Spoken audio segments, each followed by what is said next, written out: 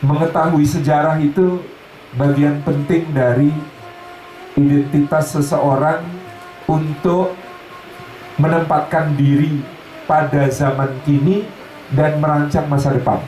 Itu yang selalu kita mengingat bahwa ada dua hal penting tentang sejarah, yaitu belajar sejarah dan belajar dari sejarah.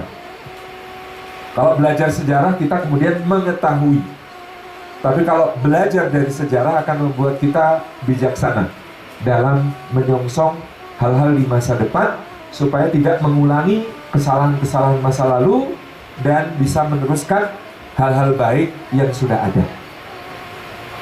Nah, memang selama ini historiografi Islam di Indonesia itu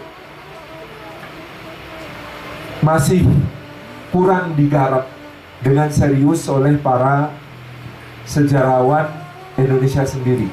Tapi itu sebenarnya ya semua bagian dari sejarah kita itu, riset kita tidak serius. Karena mungkin risetnya mahal, anggarannya besar, ya, dan negara tidak memfasilitasi itu. Berbeda mungkin dengan teman-teman kita di Tiongkok, teman-teman kita di Eropa, ya, yang kemudian fasilitasi terhadap riset-riset dan studi sejarah itu sangat luar biasa. Sehingga mau tidak mau mencari sumber-sumber sejarah yang bisa dengan mudah kita pelajari, kita justru banyak berutang pada sejarawan-sejarawan yang mungkin ada dalam framework kolonial. Ya mau tidak mau, ketika mereka dibiayai oleh pemerintah kolonial untuk melakukan riset-riset, pasti kerangka kerjanya adalah kerangka kerja kolonial. Seperti yang banyak diungkap oleh Mas Irfan Afifi yang menggali dan menghidupkan kembali riset-riset Profesor Nancy Florida yang anti mainstream pada zamannya. Karena framework awalnya sejarah di Indonesia pasca perang Jawa itu disusun oleh Institut de Javanistal T. Surakarta yang berdiri tahun 1831. Yang institut ini berdiri sebagai respon penjajah terhadap perang Diponegoro yang menguras kekayaan kerajaan Belanda. Dan isu pentingnya adalah keberhasilan Diponegoro dalam menyatukan kaum bangsawan, kaum ulama, dan seluruh rakyat dalam panji perang sabil amangun luhuripun agami Islam ing tanah Jawi. Itu sangat traumatik bagi kerajaan Belanda. Bayangkan dalam 5 tahun berperang, biaya yang harus dikeluarkan adalah 20 juta gulden. Untuk membayangkan berapa besarnya 20 juta gulden itu, catatan di zaman itu adalah pendapatan kerajaan Belanda dari seluruh wilayah jajahannya, baik di Hindia Barat maupun Hindia Timur. Artinya jajahan di Nusantara, jajahan di Pulau Formosa di Taiwan, jajahan di Sri Lanka, jajahan di Afrika Selatan, jajahan di Amerika Latin seperti Suriname dan lain sebagainya, total jenderal digabung pendapatan per tahunnya adalah 2 juta gulden. Artinya untuk melawan Diponegoro selama 5 tahun dibutuhkan atau menghabiskan pendapatan dari wilayah jajahan selama 10 tahun. Itu sangat traumatik.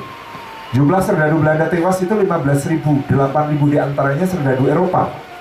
Yang itu tidak terjadi bahkan di dalam perang Napoleon di Eropa. Serdadu Belanda itu mirip. Ketika ikut perang Napoleon mereka paling bisa menjaga diri, jadi korbannya tidak banyak. Ini kok di Jawa bisa habis sebanyak itu. Sehingga Institut de Javanistal T. Surakarta ini punya misi penting untuk memisahkan identitas keislaman dan kejawaan. Kalau kamu Jawa, ya kamu adalah Jawa dengan kiblat peradaban adalah Majapahit yang agung yang telah dirusak oleh Islam. Kalau kamu Islam, maka kamu sudah bukan Jawa. Kalau kamu Jawa, ya kamu harus menghayati meskipun keyakinan kamu Islam, karena rajamu Islam, maka Islammu adalah Islam sinkretis. Harus ada unsur Hindunya, Buddhanya, animisme dan dinamismenya. Kalau kamu Islam, maka kamu tidak lagi menjadi orang Jawa. Kamu terpisah dari ikatan kejawaan itu. Sehingga proyek-proyek Institut di Javanistalti Surakarta adalah untuk kemudian menarasikan kedatangan Islam sebagai kehancuran peradaban Jawa. Itu yang kemudian mencapai puncak pada tahun 1880 dengan terbitnya Serat Darmo Gandul, Suluk Gatoloco, dan Serat Babat Kediri. Ini semua isinya senada mengolok-olok para wali, memperlihatkan Islam sebagai sebab keruntuhan Majapahit, menjunjung seolah Majapahit adalah kerajaan yang begitu besar dengan peradaban yang begitu tinggi, begitu maju, dan banyak yang tidak faktual dalam apa yang kemudian disampaikan di situ. Lebih-lebih tidak faktual dalam soal bagaimana kemudian tahun 1478 Sengkalan Sirno Ilang Kertaning Bumi, yang berarti Sirno itu 0, Ilang itu 0, Kertaning itu 4, Bumi itu 1, 1400 Saka atau 1478 sebagai kehancuran Majapahit dinarasikan sebagai penyerbuan Demak ke Majapahit. Sangat jauh dari fakta yang sebenarnya. Jadi luar biasa, framework kolonial itu sampai sekarang masih teranut oleh para peneliti Barat. Akan sulit sekali melepaskan semua penelitian Barat dari itu. Baik misalnya kita membaca karya-karya Haji de Graaf, kita membaca karya-karya Profesor Merle Calvin Nicholas, atau kita membaca karya-karyanya bahkan yang mutakhir seperti Profesor Peter Carey. Narasi ini pasti akan masih ada bahwa Islam Jawa itu Islam sinkretis dan lain sebagainya. Nah, dengan begitu kita akan melihat Islam di sebenarnya istilah otentiknya itu memang Biladul Jawa. Sebelum ada istilah Nusantara, apalagi Indonesia, seluruh wilayah kepulauan ini disebut sebagai Biladul Jawa. Oleh karena itu ulama-ulama di Haramain Asy-Syarifain yang berasal dari wilayah ini disebut sebagai Ashabul Jawiyyin, para ulama dari negeri Jawa. Dan yang disebut negeri Jawa bukan Pulau Jawa, tetapi sampai ke Patani di Thailand, Songkhla, Naratiwat gitu ya, kemudian ke Semenanjung Melayu, sampai ke Mindanao. Ini semuanya disebut sebagai Biladul Jawa. Maka sampai sekarang orang Malaysia menyebut tulisan Arab dalam bahasa Melayu itu sebagai tulisan Jawi. Tulisan Jawi, karena itu adalah huruf yang diwariskan oleh para ulama Biladul Jawa sejak dulu. Nah, Biladul Jawa ini memiliki hubungan yang sangat erat dengan negeri-negeri Muslim di Timur Tengah memang sejak awal. Maka ketika kemudian pertama membaca Cahaya Nakara Bal Minal Muslimin di postingannya Mas Nasirun, berbalas replay dengan Mas Gunanto Eko Saputro, saya tidak heran betapa lebih awalnya Islam hadir sampai ke daerah pedalaman seperti Purbalingga. Ketika saya ke Tidore, dan kami ada pengembangan pesantren di sana sehingga agak intens, kita akan tercengang ketika membaca bahwa Kolano Syahjati Muhammad Nakil, Raja Tidore, sudah memeluk Islam pada tahun 1081. 1081 Kolano Syahjati Muhammad Nakil, Raja Tidore. Jadi artinya di tanah asal rempah-rempah yang merupakan komoditas terpenting dunia dari abad 12, 13, 14, 15 sampai 16, Islam hadir sangat awal. Kalau sudah agama dipeluk raja, tidak mungkin baru datang saat itu, pasti jauh sebelumnya sudah hadir. Di Ternate, Ba'ab Masyhur Malamu sudah memeluk Islam sejak tahun 1271.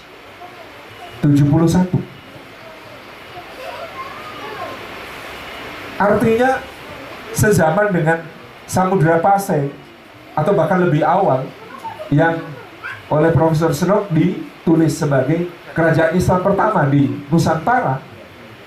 Tidore lebih awal, Ternate menyusul kemudian.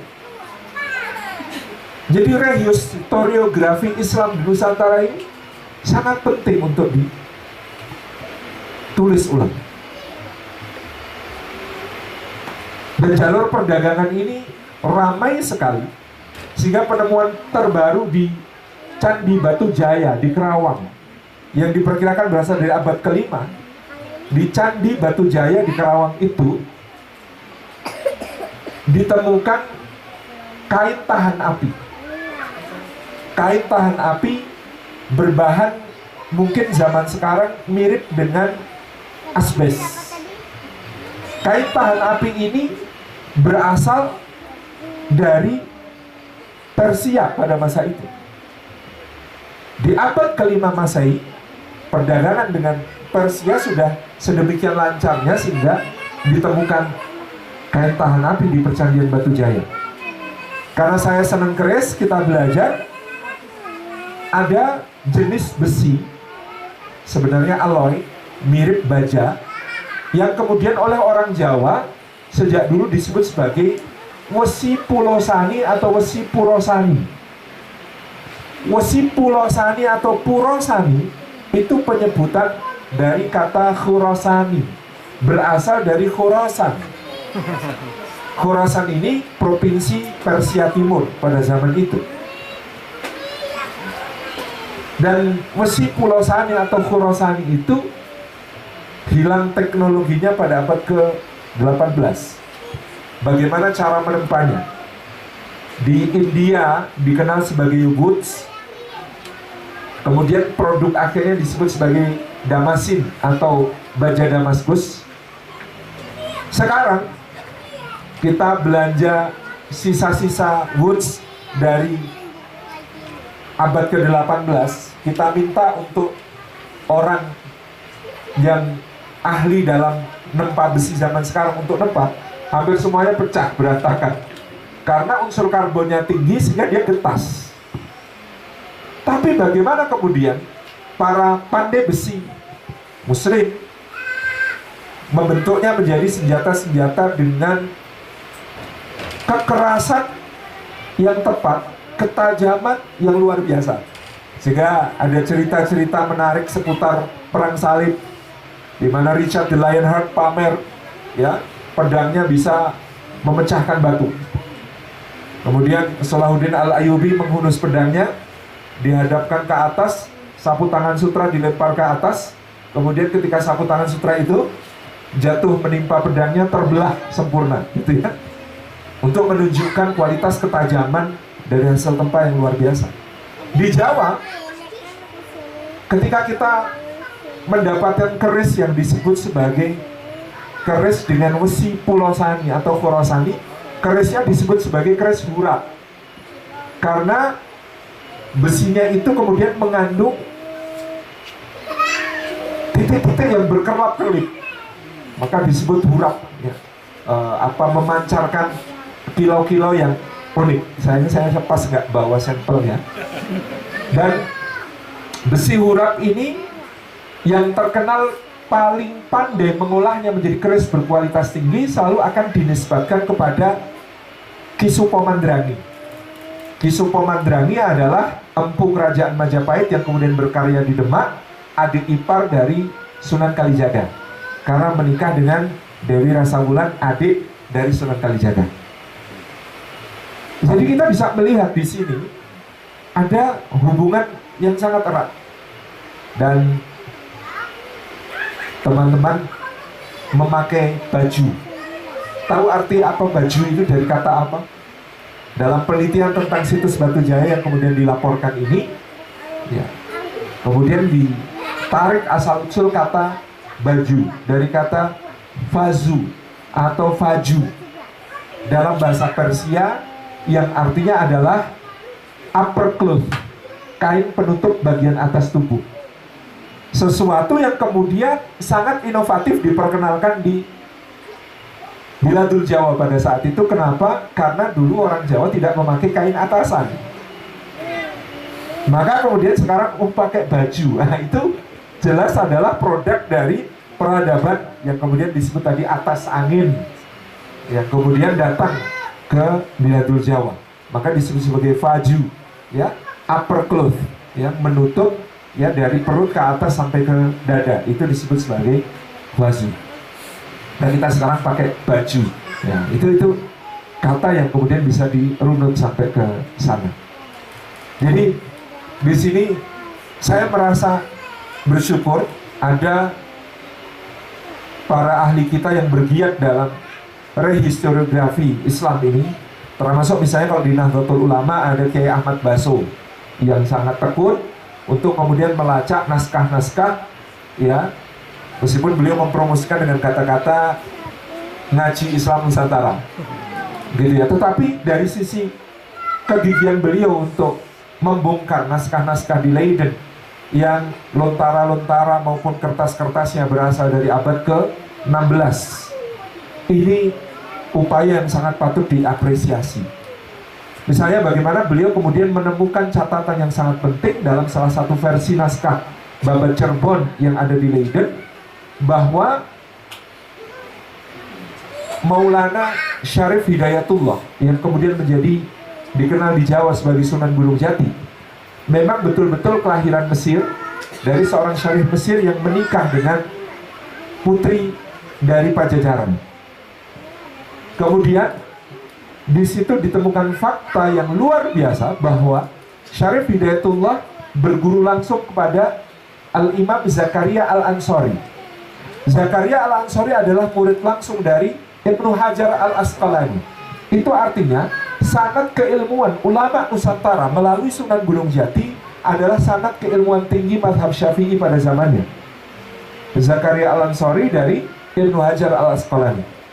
Dan bahkan dalam Babat Cirebon dituliskan ketika tiba di Jawa kepada uaknya Pangeran Walang Sungsang alias Pangeran Cakrabuana yang kemudian berada di Caruban, di Cirebon, maka beliau di Jawa tidak bersedia mengajarkan ilmu-ilmu yang beliau dapati di Mesir maupun Haramain, karena beliau diceritakan tiba di Jawa dalam usia sekitar 30 tahun, 20 tahun hidup di Mesir, 10 tahun di Haramain, baru kemudian menuju ke Jawa.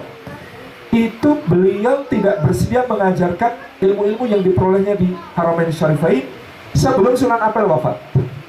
Sangat takzim dan hormatnya kepada yang lebih sepuh, nggak mau ngajar sebelum Sunan Ampel kemudian wafat. Baru setelah Sunan Ampel wafat, yang mengenali bahwa Sunan Gunung Jati punya ilmu yang sangat luar biasa itu diantaranya adalah Sunan Kalijaga, sehingga beliau yang talaki ke Cirebon, sehingga desa Kalijaga itu di Cirebon.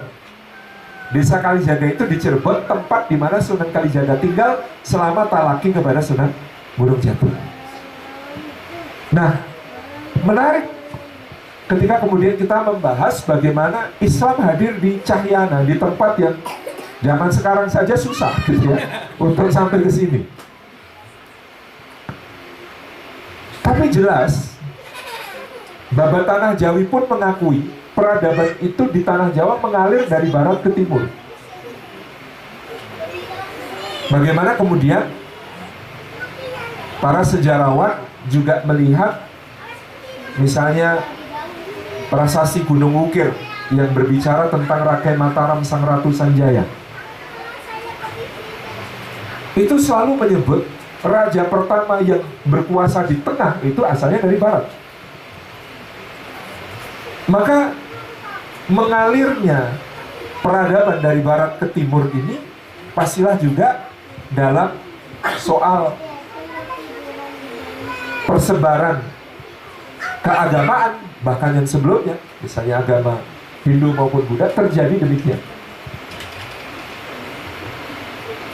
Sehingga naskah Wangsakerta banyak menulis tentang kerajaan Salaka Nagara.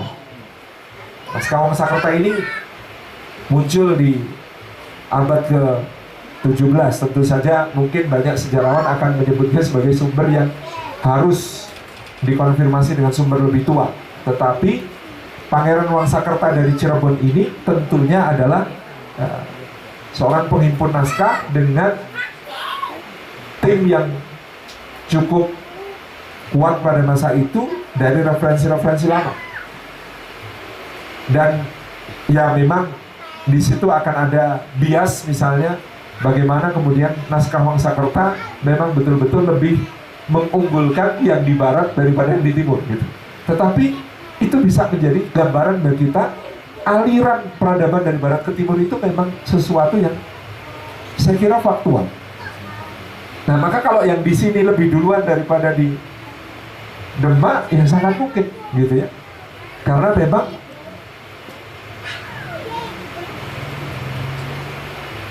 dalam penelitian misalnya Ki Ahmad Basso, betapa awalnya Islam hadir di Biladil Jawa itu terbukti dalam berbagai kronik zaman dinasti Tang yang menyebut di pantai barat maupun pantai timur Sumatera sejak abad pertama Hijriah telah ada komunitas para Tahshi. Tahshi ini dulu kemudian sejarah Indonesia karena takut kualat pada senubur-buru hanya disebut sebagai komunitas pedagang Islam. Jadi yang di luar datang pedagang, dan itu pun tidak menyebarkan agama. Ki Ahmad Basso kemudian menegaskan Tahshi ini bukan sekedar pedagang. Mereka ulama yang serius membawa Islam. Sehingga komunitas Tahshi ini ya, diceritakan telah ada di ibu kota Sriwijaya, ya, telah ada di Barus, di baik pantai barat maupun pantai timur Sumatera telah mengenali komunitas Tahshi, ulama-ulama serius yang membawa Islam. Jadi kalau di antara para Tahshi itu beberapa ratus tahun kemudian ada yang bernama Syekh Atas Angin, lalu kemudian sampai ke Cahyana, sangat-sangat mungkin. Dan tadi lagi-lagi membuktikan arus dari barat ke timur. Syekh Jambu Karang nama aslinya Pangeran Munding Wangi. Kata munding dalam bahasa Sunda artinya mahesa, kerbau, mahesa atau kerbau. Dan mahesa atau kerbau itu sejak zaman Hindu Buddha adalah nama-nama para bangsawan. Nggak ada rakyat yang berani pakai nama seperti itu. Ya, kalau di Majapahit nanti ada Mahesa Anabrang, ya, kemudian ya, Mahesa Wongatelen, Mahesa Campaka, ya, dan lain sebagainya. Kalau di barat maka digunakan kata munding. Nah, Munding Wangi, Munding Sari, tadi kakak beradik, yang satu kemudian enggan untuk melanjutkan tahta ayahandanya, kemudian dalam khalwatnya bersepi, bersemedi, kemudian melihat ada selarik cahaya mengarah ke langit dari suatu tempat yang kemudian dia bersama para pengiringnya mencarinya, dan kemudian dia temukan di satu tempat yang kemudian diberi nama Cahyana. Nah, kalau cahya kita sudah tahu, nah dalam bahasa Sunda juga kita paham gitu ya, bahwa disitulah tempat cahayanya, Cahyana, cahaya ana bisa jadi. Jadi Munding Wangi yang kemudian menetap ini, dan dalam cerita tadi katanya Syekh Atas Angin juga melihat cahaya yang sama, sehingga kemudian menuju tempat tersebut. Ketika mengucap salam nggak dijawab ya, karena mereka nggak ngerti itu salamnya jawabnya gimana gitu ya. Ya bahasanya kan kemudian berbeda, dua orang ini dengan bahasa yang berbeda, sampai akhirnya kemudian disebutkan di dalam apa tadi nama bapaknya, Cariyosipun Redi Munggul. Cariyosipun Redi Munggul itu kemudian ada pertarungan di antara mereka sampai kemudian Syekh Atas Angin mengalahkan Munding Wangi, kemudian dia masuk Islam menjadi Syekh Jambu Karang. Bahkan tadi ada data lain yang menyebutkan Haji Purwa yang kemudian diperkirakan adalah sosok yang sama, yang kemudian sempat ternyata mengenyam ibadah haji. Dan zaman dahulu yang namanya ibadah haji pastilah sekaligus menuntut ilmu. Karena negeri atas angin dan bawah angin ini untuk berlayar selalu menunggu waktu yang tepat dengan angin yang bergantung musim. Kenapa yang di barat disebut atas angin? Karena dahulu angin muson barat itu bertiupnya lebih panjang masanya daripada angin muson timur. Sehingga kalau berlayar dari barat ke timur itu lebih banyak pilihan waktu daripada ketika kemudian harus berlayar dari timur ke barat yang harus nunggu waktu yang lebih terbatas. Sehingga karena anginnya banyak dari barat, angin itu kan persepsikan mengalir dari atas ke bawah gitu. Ya, sesuatu itu pasti mengalir dari atas ke bawah, berarti ya sana lebih atas karena anginnya lebih banyak ke sini gitu ya. Sementara yang sini ke sana itu lebih susah, makanya disebut sebagai wilayah bawah angin gitu. Nah, menarik gelar yang kemudian juga dipakai oleh para ulama pada masa itu, termasuk juga penguasa daerah. Kita dulu hanya mengenal dalam babatan Jawi yang bernama Makhdum, itu adalah Sunan Bonang, disebut sebagai Makhdum Ibrahim. Nah, menarik kata Makhdum ini karena kata Makhdum artinya yang dikhidmai, yang dilayani, disuyuti kalau kata orang Jawa gitu ya. Yang kemudian menunjukkan ya, kata Makhdum ini sangat lazim ternyata dipakai di Cahyana. Syekh Makhdum Wali Perkasa gitu ya. Kemudian ada Makhdum Hussein, ada Makhdum Jamil, ada Makhdum Torres ya. Ini semuanya menggunakan gelar yang sangat menarik. Gelar bahasa Arab dipakai di sini dengan penyebutan penuh kehormatan. Nah, dari situ kita bisa melihat bahwa saya kira sangat penting untuk terus mendukung Mas Gunanto dan tim untuk terus memperkaya riset tentang Cahyana ini supaya kemudian menjadi satu rujukan baru bahwa Islam ini hadir sangat serius dibawa oleh para ulama. Kalau kata Allah yarham Kiai Agus Mustafa, mosok dagang itu boleh untung, gak sempat dakwah gitu ya. Pastilah yang bawa Islam ini serius para ulama, karena sejak dulu orang Jawa itu menghormati kaum ulama dari berbagai agama. Jadi makanya dulu Maulana Malik Ibrahim itu disebut Brahmana Selam. Ya, Brahmananya beragama Islam. Brahmana yang beragama Islam, Brahmana Selam. Karena itu dijunjung, karena itu dimuliakan. Dan dalam terminologi kasta tentu Waisya, pedagang itu pasti dipandang lebih rendah gitu. Tidak mungkin memiliki pengaruh kuat untuk membawa agama Islam untuk masuk ke struktur kerajaan dalam Singosari, Majapahit dan lain sebagainya.